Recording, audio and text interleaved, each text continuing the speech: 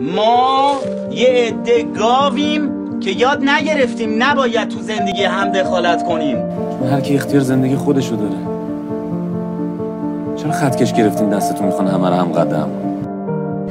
وقت اقبال من یکی رو همون دوتا جمله بافته. در و همسایه چی میگن، مردم چی میگن.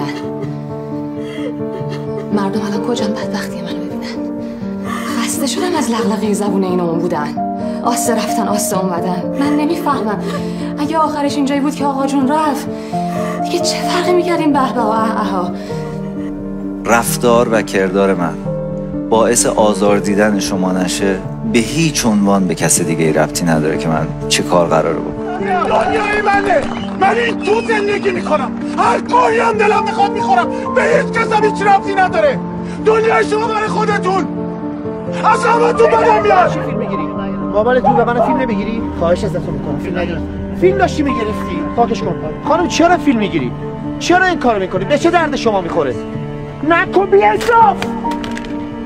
چه کار زشتی شما میکنید؟ دوست داشتین تو زندگی شخصیتون دخالت کنن، دوست داشتین تو خلوتتون از دونه دونتون موقع ناراحتی، موقع خوشحالی تنهاییاتون فیلم بگیرن. کار درستیه واقعا؟ بابا والا به خدا زندگی خصوصی هر کسی به خودش ربط داره.